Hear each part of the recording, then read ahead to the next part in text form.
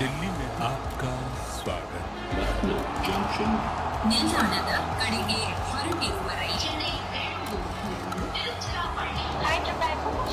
Express Dayavasi Station, Netaji Bhavan.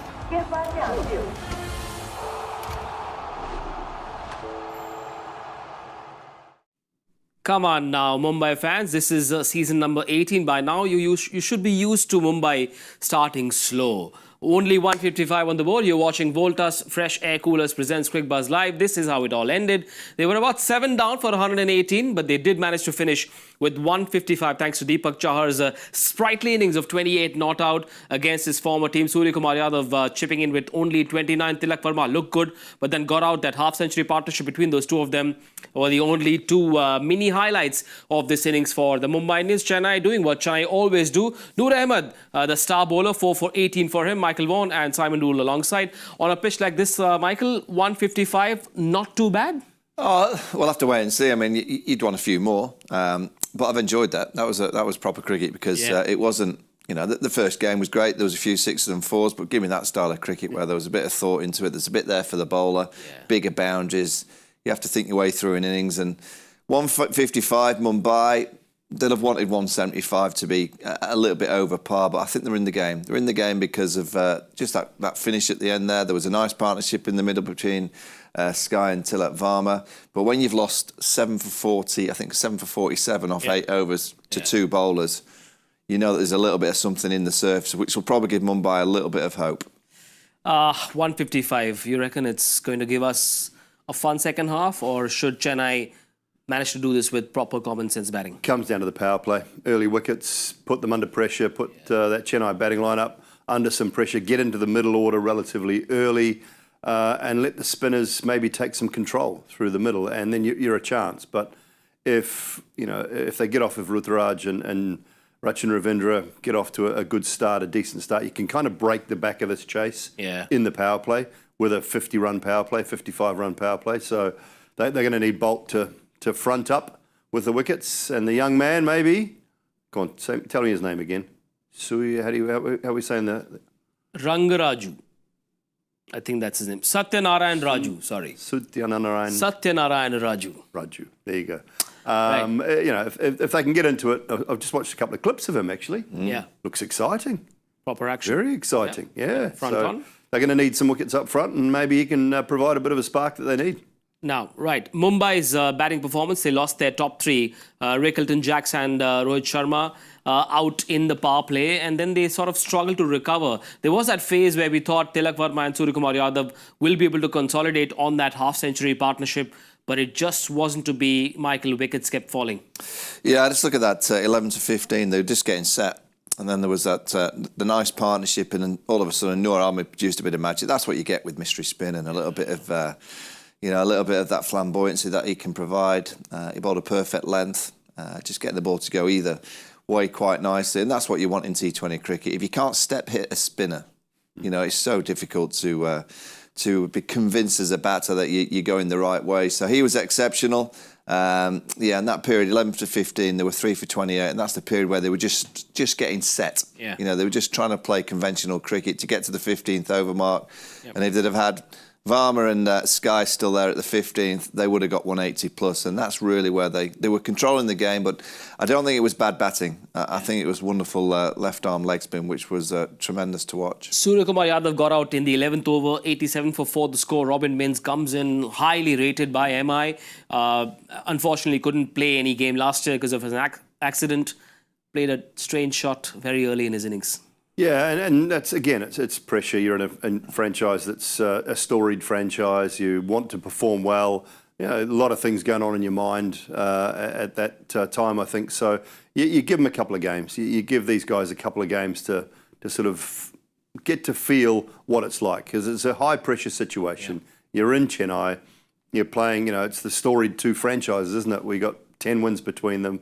It's always a great rivalry, a great contest. So you forgive him a couple of games. You give him some rope to sort of see how he goes in the next couple. Right, Rohit Sharma, on the back of this big Champions Trophy win, is expected to set the stage on fire. He hasn't had a great time in the IPL. Out once again to left-arm pace. Rohit's hot or cold. I said it at the halfway stage. You know, he's always in the headlines. You know, whether it's lifting trophies, finding his form again, his Test team not looking anywhere near the team that they are in Australia, losing to New Zealand here in a Test match series as well, lifting the T20 World Cup last year. You know, so Rohit's either hot or cold. Today he was a little bit cold. Left armour, you know, it happens. But you know, I look at this Mumbai side, and obviously there's quality to come in Hardik Pandya. There's obviously a Bumrah to be added, but you just always feel that Rohit needs to find form. If Rohit finds form and he can capitalise and utilise the power plays, we know that he can. He just allows that middle order to come in when the foundation is already set. If Rohit's getting out early, well, there's always like a rebuilding job that needs to take place. Will Jacks out to Ashwin? I suppose he would have been given the licence to go out and play that shot. It wouldn't have been just one of those random shots. No, I mean, it was clever ball, and it was, I don't know, is it the Karoom? Carom ball. Yeah, Carom ball that he flicks out, and it just kind of holds up and goes away from the right-hander. I think he read it. He just tried to check it over the top, and there's an indication that the pitch isn't quite skidding on. Whether it will in the second innings, we'll have to wait and see, but it just held in the surface. I just thought Will Jack looked okay. Yeah. Looked quite nice. They all looked okay. I mean, obviously Rohit didn't because he wasn't out there long enough. But you're looking at a side that's got 155 and the high score of 31. And Chennai was saying if one of the top four gets to a 60 or a 70, just one individual player, that should be enough to get over the line. Well, I look at the strike rates, and even though players getting 30, it's 26 balls. Yep. You know, so the strike rates weren't high. It means the ball's not quite coming onto the bat. They bowled really well, bowled brilliantly, but ball just not quite timing, not quite there.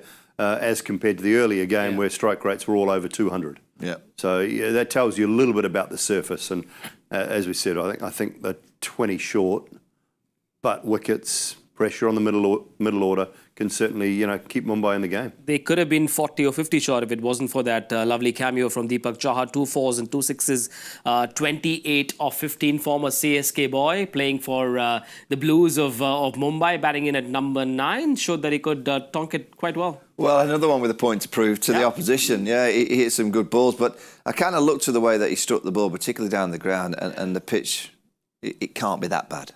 You know, if he's coming in and playing like that, you're thinking, well, Chennai is such an experienced group of players. They've got some wonderfully skilled but experienced pros. They'll be saying, look, 155 isn't enough. Just hold your head, play good cricket strokes, run between the wickets hard, hit the ball into the pockets, and that should be enough to get over the line. But I guess T20 cricket, a bit of pressure, lose a few wickets in the power play, anything can be possible. But the way that he played and the way that he struck it, I think it proved that it's not a terrible pitch.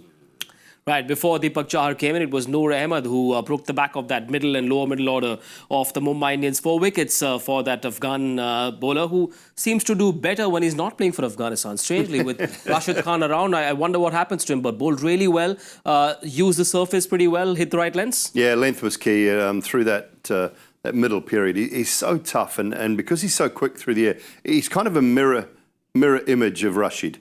When he hits that good length, you look at the wickets. He picks them up, gets full as well, beats the bat just with the wrong end going across the right-handers, makes it very, very tough. So nothing short, and that was the key. I think you've seen him at times recently when he's struggled.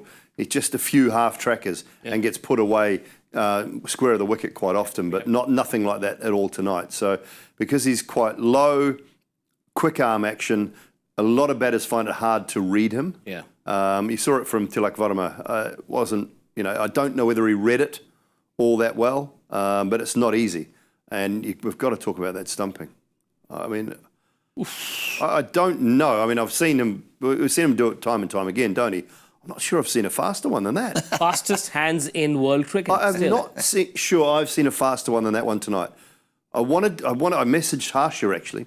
I said, what I want you to do is get a split screen of the Klaasen attempting to stump Sanju in the first innings and Dhoni stumping, and just play them at the same time.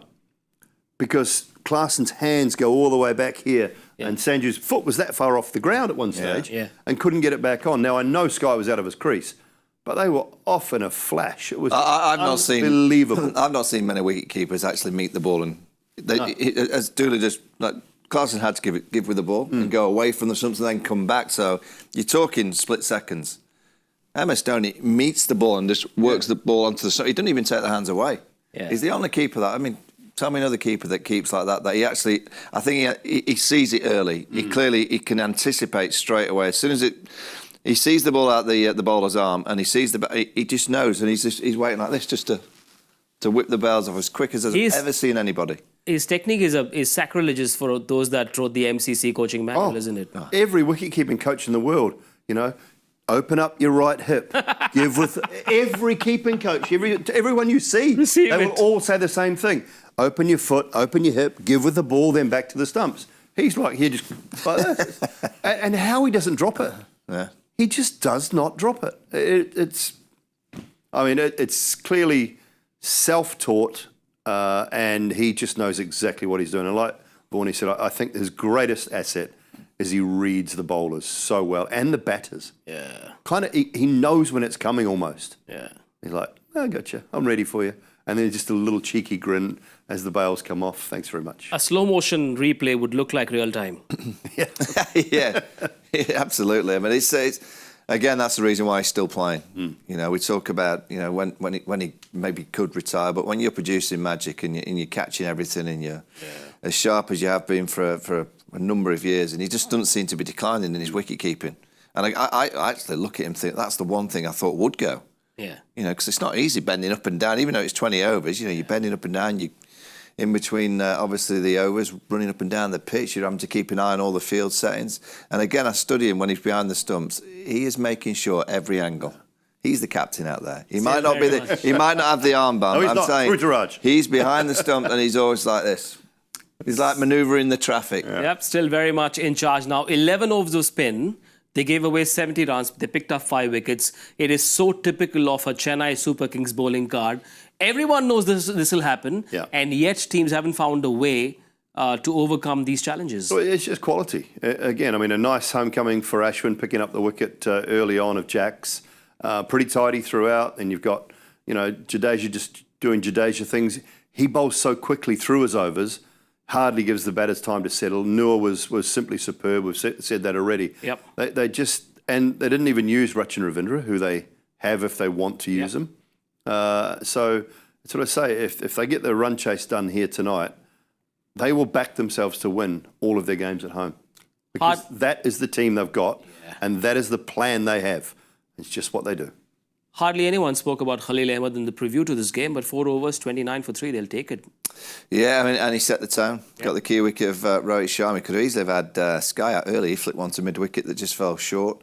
Left armers, they're worth the waiting. So that's why I keep going back to England and their selection process. They got rid of all the left armers. We worked for years to get a Sam Curran, a Reece Topley, a David Willey, and didn't pick one of them. But he's a skillful bowler. And there's something about Chennai. That just brings a little bit of life into a player that's probably just needs a bit of motivation, a bit of Stephen Fleming around, and a bit of MS Dhoni. They've clearly got a very, very good culture around the group, and you see so many players arrive at Chennai, and suddenly their performance levels just start to grow. Right. Now, we've spoken about what Chennai should do, but Mumbai's bowling plan, they've got their power play specialist, first over wicket specialist. Trent Bolt is there. Deepak Chahar enjoys bowling in Chennai. He knows every blade of grass here at the Chepauk as well. They do have the bowling to make a match out of this. Yeah, they certainly do. And that's what I say. You've got 2 guys there who have a habit of taking wickets in the power play. And Deepak Chahar has done it for a long, long time for Chennai. He would love nothing more than to be able to do it against them this time round. If he and Bolt can set the tone and get things going, they'll bring another bowler in. You imagine, I don't know who's going to sit out. Does Rohit not field?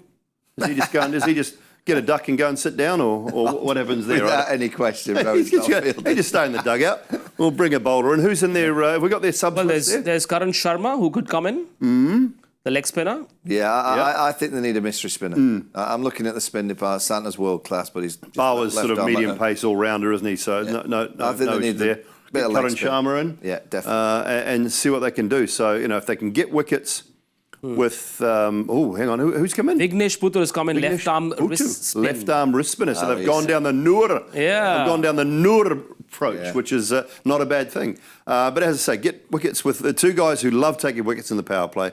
Get a couple up front, put some pressure on, get the wristy in. Obviously, they've got other options, so there's a chance. 4 precious overs of Mitchell Santner. How does the captain use him? Yeah, I mean, I've just had him here that Rohit has got that. He's got the golden ticket. He needs one of these in the dugout, Rohit. Just come and Rohit's on the nice park red. yourself in the comfy chair. He's on. He's on the nice red side, but yeah, Santa will be a big key for them. He's got so much experience and know-how. Probably bowling the power play as well, and you feel that he's probably going to have a good night for his team to get over the line. Right, so Vignesh Puthur is the man that will be in focus. It's a new name for MI, but then who knows? The IPL has known to throw up new names who perhaps have a chance to do well and go on to make a name for themselves. In Chennai, against Chennai, big opportunity for the young man. Time for us to make... Oh, well done, Mr. Vaughan. Thank you very much. Yeah. Thank you. Right. Thank you very much. That's One each. How are you going today? How are you going, mate? today? Okay. Do you want to go first in the power play? Okay, I will go 57 in the power play for Chennai. Ooh, conservative. Okay. Rahul Tripathi and Rahul Rachin Tripathi and Rachin Ravindra. Okay, 48. Oh, you were going to go there, weren't you? 50, Around that. 52. Oh, very close. If it's 52, the two of us win. Margin of 5 on either sides. Okay, then 156 to chase for Chennai playing their opening game at home. Mumbai have a chance to show that their bowling has a lot of might. We're done for now. Make sure you join us at the end of this. Make sure you join us on Voltas Fresh Air Coolers presents Cricbuzz Live. Bye-bye.